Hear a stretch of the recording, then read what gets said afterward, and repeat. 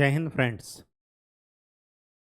विश्व इतिहास की सीरीज में हम लोगों ने 4 टॉपिक कर लिए थे। पहला ये था कि इनलाइटनमेंट प्रबोधन क्या है, फिर उसकी उपज औद्योगिक क्रांति, फिर औद्योगिक क्रांति की देन अमेरिका की क्रांति, और अमेरिका की क्रांति के बाद फ्रांस की क्रांति। ये 4 टॉपिक हमने कवर कर लिया था। अब फ्रांस की क्रांति एक मायने में कुछ इस तरीके से थी कि नेपोलियन जैसे जैसे फ्रांस से विस्तार कर रहा था, तो फ्रांस के जो विचार थे, स्वतंत्रता, समानता, बंधुत्व और राजशाही के विरुद्ध, जो राजशाही खत्म, चर्च व्यवस्था खत्म, उसके बाद नेपोलियन वापस से उसको ले आया, तो ये सारे विचार यूरोप की बाकी कंट्रीज में भी अनजाने रूप में ही फैल रहे थे नेपोलियन के द्वारा, नेपोलियन के प्रसार के द्वारा। और मैंने आपको बताया कि स्पेन के संघर्ष ने वर्ल्ड लेवल पर यह मैसेज दे दिया कि नेपोलियन को हराया भी जा सकता है। और जब नेपोलियन को हराने का मैसेज बाकी जगह पर पहुंचा, तो कई देशों ने क्या कर लिया, महाद्वीपीय व्यवस्था से पहले से ही रुष्ट थे, तो उन्होंने गुट बना करके नेपोलियन को क्या कर दिया, हरा दिया, और उसको क्या करके किसी सेंट हेलेना द्वीप पर जा करके उसको रख दिया, और बाद में वो क्या हो गया, उसकी मृत्यु हो गई। अब यहां पर यह ध्यान में रखना है कि इसके बाद एक शून्यता पैदा हो गई यूरोप में। शून्यता ये पैदा हो गई कि अब यूरोप में कौन सी राजनीतिक व्यवस्था काम करे। इंग्लैंड, मैंने बताया है कि इंग्लैंड बाकी यूरोप से अलग था, क्योंकि वहां पर 1688 में ही गौरवपूर्ण क्रांति हो गई थी। गौरवपूर्ण इस वजह से क्योंकि बिना किसी रक्तपात के व्यवस्था में क्या हो गया, चेंज हो गया। आज भी वहां पर क्या है, राजा, शासक वर्ग क्या है, पार्लियामेंट स्ट्रांग है, लेकिन राजा को एक क्या है, मान्यता दी गई है, सम्मान रखा गया है उनका। अब ये जो शून्यता हो गई है कि अब कैसी व्यवस्था हो, राजनीतिक व्यवस्था कैसी हो यूरोप के बाकी देशों में, तो उसके लिए एक सम्मेलन हुआ 1815 ईस्वी में। कहाँ हुआ, ऑस्ट्रिया की राजधानी वियना में, ठीक है। और उसी का नाम है वियना कांग्रेस या वियना सम्मेलन। तो आज का जो हमारा टॉपिक है वो है वियना कांग्रेस।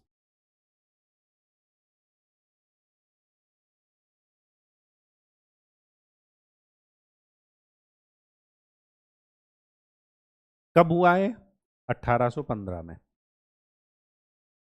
1813 में नेपोलियन की मृत्यु हुई है, ठीक है। तो इसका उद्देश्य क्या था, इसका उद्देश्य ये था कि नेपोलियन के बाद, नेपोलियन की मृत्यु के बाद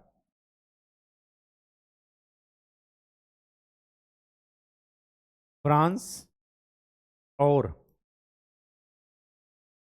बाकी यूरोप के देशों में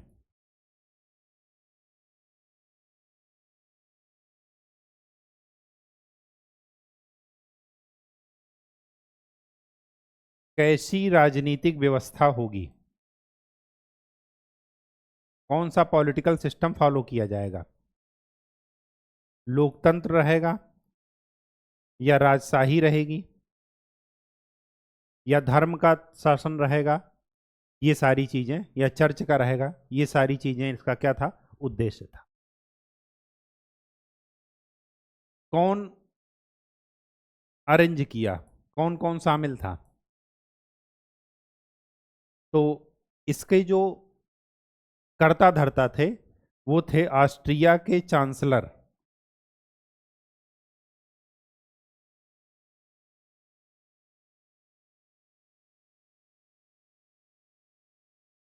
चांसलर मतलब पीएम, वो थे मेटरनिक।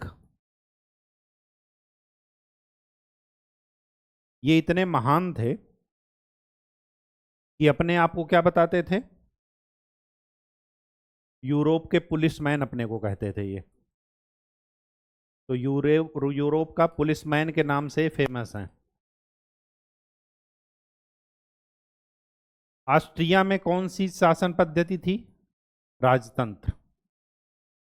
मैंने आपको पहले ही बताया है कि ऑस्ट्रिया किसके सपोर्ट में था? फ्रांस के। और फ्रांस की क्रांति के दौरान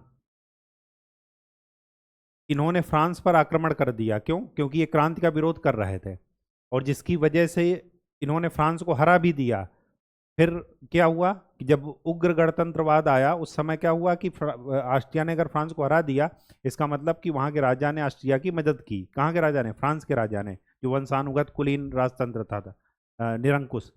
तो लोगों ने क्या किया, उन राजा को ही लुई 16 जो थे उनको ही फांसी पर लटका दिया। तो ऑस्ट्रिया सदैव से ये फ्रांस की क्रांति का विरोधी था। क्यों विरोधी था? क्योंकि उसके पड़ोस में है।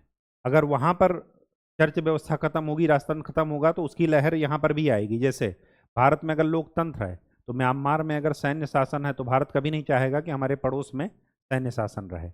वहां भी क्या कहेगा? लोकतंत्र की व्यवस्था रहेगी। ठीक है। तो पड़ोसी की विचारधारा क्या करती है? अपने घर को भी डिस्टर्ब कर सकती है। पाकिस्तान में देखिए, वो भारत के लोकतंत्र से भारत जो इतना जो है फल फूल रहा है, वहां की जनता कह रही है कि आप उसी तरह की शासन पद्धति लाओ। सेना को कमजोर करने की बात कर रही है। वहां पर मिलिट्री क्या है? स्ट्रांग है। चाहे राजनीतिक रूप में हो, सत्ता जो है उन्हीं के हाथ में रह रही है। अब तो इसी वजह से क्या है कि बाकी कंट्रीज का इंटरेस्ट आ गया है सामने। और वो इंटरेस्ट क्या है कि इलीगल काम करेंगे ये लोग, लेकिन लीगल वे में दिखा करके। तो लीगल वे में दिखाने के लिए इन्होंने क्या किया? वियना कांग्रेस। तो सभी कंट्रीज यूरोप की आई, इसमें वो भी हैं, स्पेन भी है, बाकी लोग भी हैं, जो क्या कर रहे हैं? उपनिवेशवाद की दौड़ में एक दूसरे के कंपटीटर हैं, लेकिन इंटरेस्ट के लिए देखिए वो क्या आ गए हैं, एक जगह बैठ करके मीटिंग कर रहे हैं। मेटरनिक को यूरोप का पुलिसमैन भी कहते हैं। यही उसके क्या है? कर्ता धर्ता है। और मेटरनिक के विचार देखिए कितने महान हैं। मेटरनिक क्या कह रहे हैं कि क्रांति एक संक्रामक रोग की तरह है।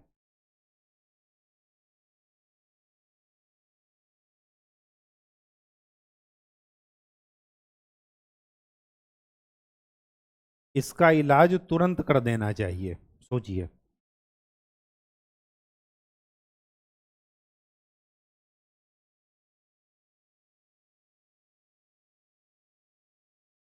क्रांति हुई क्यों थी? समानता के लिए, बंधुत्व के लिए। विशेषाधिकार प्राप्त वर्ग और विशेषाधिकार अप्राप्त वर्ग वहां पर थे। पुरानी व्यवस्था में धर्म का, निरंकुश राजतंत्र का, चर्च का शासन था। इसी वजह से क्या हुई थी? क्रांति।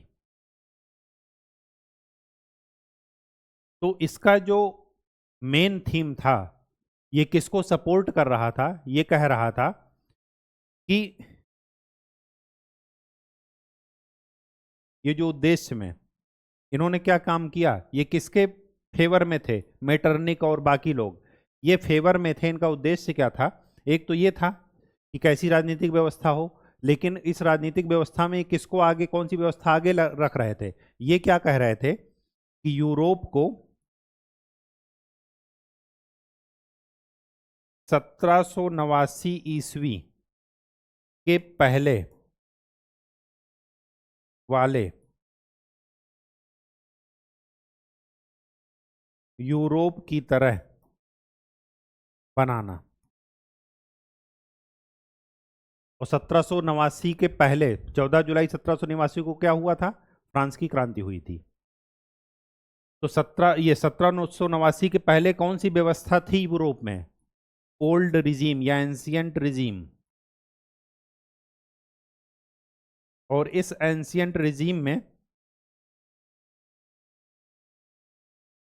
पुरातन व्यवस्था किसका शासन था? राजशाही थी। वंशानुगत निरंकुश राजतंत्र था।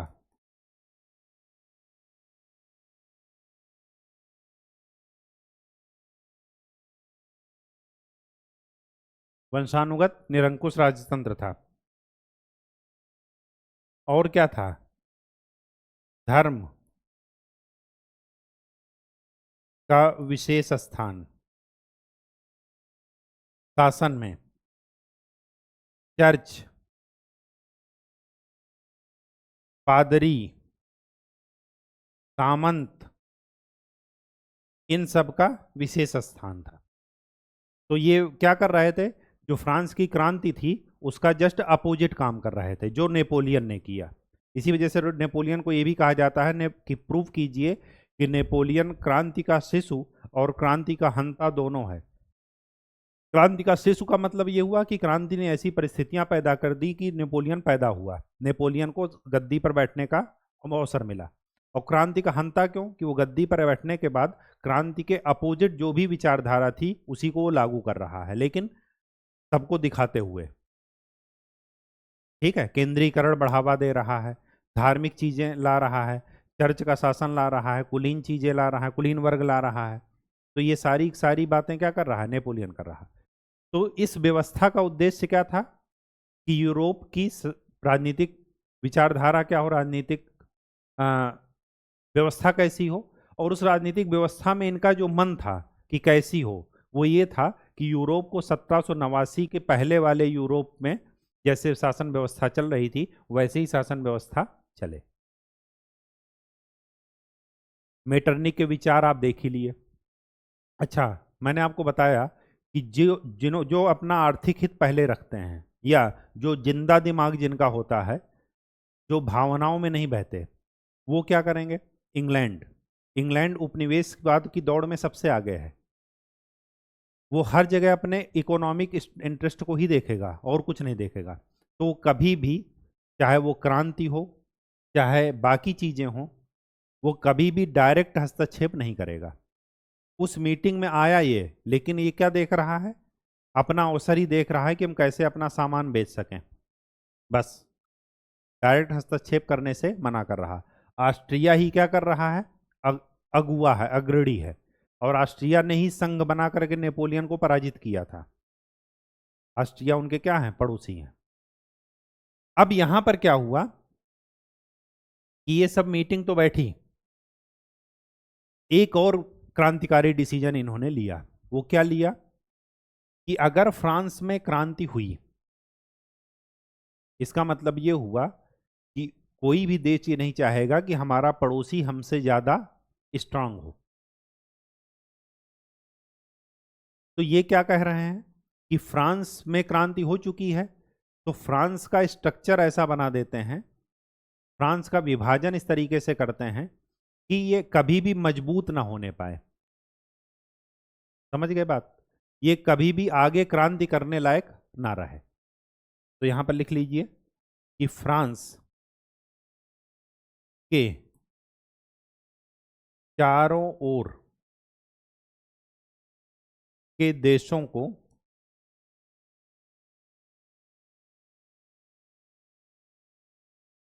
मजबूत किया गया। मजबूत कैसे किया गया, क्षेत्रों का विभाजन करके इनको दिया गया, केक कटा और सब में बटा। फ्रांस के अलग अलग क्षेत्रों पर क्या किया गया, उसके पड़ोसी देशों को अधिकार दिया गया। तो इसमें सबसे नंबर 1 पर कौन था, ऑस्ट्रिया, क्योंकि वो क्या थे, अग्रणी थे, और ऑस्ट्रिया ने ही संघ बना करके नेपोलियन को हराया था। तो इसमें क्या किया गया, फ्रांस और जर्मनी पर अधिकार, इन दोनों पर अधिकार किसका, ऑस्ट्रिया का। और मैंने आपको बताया है कि अधिकार फिजिकल रूप में तो था ही था। क्यों था, क्योंकि औद्योगिक क्रांति हो चुकी थी। तो ये सारी घटनाएं उसी लोहा और कोयला के लिए हैं। जो भी क्षेत्र पर अधिकार होगा वहां से क्या वो निकाला जाएगा, रॉ मटेरियल के रूप में लोहा और कोयला। कहानी समझ में आ गई, क्योंकि औद्योगिक क्रांति को क्या करना है, प्रमोट करना है। दूसरी बात, ये तो हुआ फ्रांस और जर्मनी का। किसको दिया गया? ऑस्ट्रिया को। पोलैंड का विभाजन किसके किसके बीच में हुआ? ऑस्ट्रिया और रसिया, इनके बीच में। आप यूरोप का मैप देखेंगे तो आपको पता चलेगा। ये मेन मुद्दे थे। साथ में इसमें पॉजिटिव बात क्या थी? सकारात्मक बात क्या थी? सकारात्मक बात यह थी कि इस वियना कन्वेंशन या वियना कांग्रेस के द्वारा क्या किया गया? एक समान अंतरराष्ट्रीय समुद्री कानून लागू किए गए। ये विश्व को देन है इनकी। जो आप पढ़ते हैं ना कि 200 नॉटिकल मील दूर के बाद पूरा समुद्र क्या है? ओपन है, वो कोई भी देश के जहाज आ जा सकते हैं। ये कौन लागू किया? इसी वियना कन्वेंशन ने। और जो दूसरी बात आपको ध्यान में रखना है, जब पाकिस्तान ने अभिनंदन को पकड़ लिया था, जो फाइटर पायलट थे भारत के, या उरी अटैक हुआ, तो हमने पाकिस्तान पर डायरेक्ट पहले अटैक ना करके उनके क्या किया? जो राजदूत हैं, विदेशी राजनयिक हैं, उनको क्या किया? उनके सामने विरोध प्रकट किया। तो राजनयिकों के अधिकार की बात की गई। और पहले भी आपने पढ़ा होगा प्राचीन इतिहास में कि राजा कभी भी जो दूसरे राजा का दूत रहता था, जो संदेश लेकर आता था, उसको कभी भी मारा नहीं जाता था, चाहे वो दुश्मन का राजा का हो और चाहे वो दोस्त का हो। दूत को कभी नहीं मारा जाता था। दुश्मनी है राजा के साथ है, हम आक्रमण करेंगे, जो भी करना होगा करेंगे, लेकिन जो दूत संदेश लेकर के आया उसको हम नहीं मारेंगे। तो ये संदेशवाहक दूत की तरह ही आज के उसमें बैठ रहे हैं, एक देश दूसरे देश से रिलेशन बनाने के लिए। तो यहां पर इस कांग्रेस में क्या हुआ? सबसे बड़ी बात यह थी कि अगर दो देशों के बीच में युद्ध हुआ, दो देश या कई सारे देश आपस में लड़े और कोई हारा कोई जीता, किसी गुट ने हारा किसी गुट ने जीता, तो एक टेबल पर जब भी बैठा जाएगा तो हारने वाले को भी बैठाया जाएगा और जीतने वाले को भी। मतलब हारने वाले के साथ भी समान व्यवहार किया जाएगा, उसको एक ससम्मान तरीके से उसी रेफरेंस में क्या किया जाएगा? बैठाया जाएगा। उनको भी बैठक में उचित स्थान दिया जाएगा। ये इस कन्वेंशन की सबसे बड़ी विशेषता थी।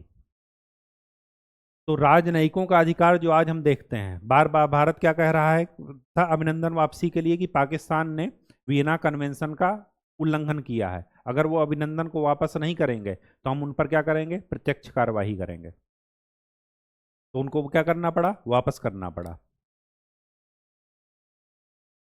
बात समझ में आ गई? तो ये वियना कन्वेंशन का ये दो जो है पॉजिटिव पॉइंट थे। वर्ल्ड लेवल पर इन्होंने ये काम किया। और बाकी तो बंदर बांट तो बचा ही रहे थे। अब इसी से क्या होगा? अब देखिए, जर्मनी और फ्रांस पर जब कोई दूसरा अधिकार करेगा तो वहां की जनता क्या करेगी? हिटलर को यही मौका मिलेगा। हिटलर को क्या मिलेगा? यही मौका मिलेगा। और वो बताएगा कि इन्होंने देखिए हमारा कैसा शोषण किया। फिर वो क्या बनेगा? नाजीवाद की देन। जर्मनी का एकीकरण किया जाएगा बिस्मार्क के द्वारा। राष्ट्रवाद की भावना फ्रांस की क्रांति ने पहले ही फैला रखी थी।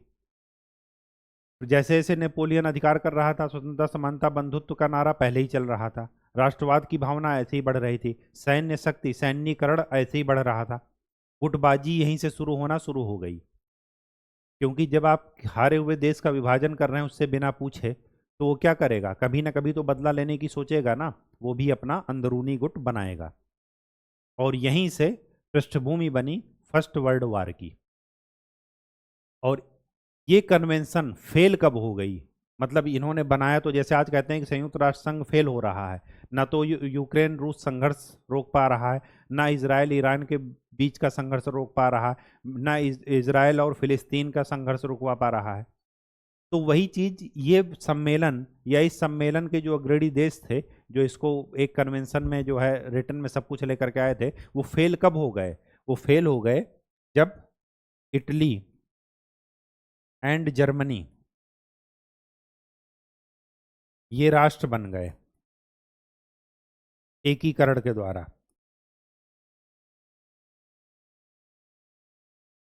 सैन्यवाद को बढ़ावा मिलने पर ये कन्वेंशन क्या हो गई? फेल हो गई, अपने उद्देश्य को ये पूरी नहीं कर सकी। बात समझ में आ गई? तो वियना कन्वेंशन क्या था? फ्रांस की क्रांति से जुड़ा था। वियना कन्वेंशन का उद्देश्य क्या था? फ्रांस की क्रांति जो जो जिस वजह से हुई थी उसके जस्ट अपोजिट करना था इनका काम, या ये कहिए कि पुरानी व्यवस्था को ही फिर से यूरोप में लाना था। क्यों लाना था? क्योंकि ऑस्ट्रिया क्या था? वहां पर राजतंत्र था। ठीक। फिर इनके बिंदु कि ये फ्रांस को कमजोर करना देना चाह रहे थे और उसके चारों तरफ मजबूत राष्ट्रों का ऐसा गुट बनाना चाह रहे थे कि वो कभी भी अब आगे क्रांति ना कर सके। कैसे क्षेत्रों का बंटवारा किया गया जिसकी वजह से फर्स्ट वर्ल्ड वॉर की नींव रखी गई यहीं पर। वर्ल्ड लेवल पर क्या देन थी वीना कन्वेंशन की? एक तो अंतरराष्ट्रीय समुद्री कानून लागू हुए और दूसरा राजनयिकों के बारे में जो अधिकार, राजनयिकों के अधिकार भी यहाँ पर डिफाइन किए गए। सरल भाषा में कहें तो युद्ध विजित जो देश है और युद्ध पराजित जो देश है, उन दोनों को आपस में एक साथ मंच प्रदान किया गया, साथ बैठने का अधिकार दिया गया। अब जो युद्ध पराजित देश है वो जो है हीन भावना से ना ग्रसित हो, उसको भी बराबर बैठने का मौका दिया जाए। ठीक। और ये फेल कैसे हुआ? जब इन दोनों का एकीकरण हुआ, सैन्यवाद, हथियारों की होड़ ये सब बढ़ने लगी, तो ये सम्मेलन क्या हो गया? फेल हो गया। ठीक है, तो आज के लिए इतना ही। नेक्स्ट लेक्चर में हम लोग नए टॉपिक के साथ उपस्थित होंगे और वो होगा इटली का एकीकरण। या तो इटली पहले पढ़ाएंगे या जर्मनी, देख लेते हैं क्या पढ़ाना है। ठीक है, तो आज के लिए इतना ही। तब तक के लिए खूब अच्छे से पढ़ाई कीजिए, मेहनत कीजिए, प्रीवियस ईयर क्वेश्चन जरूर देखते रहिए। धन्यवाद।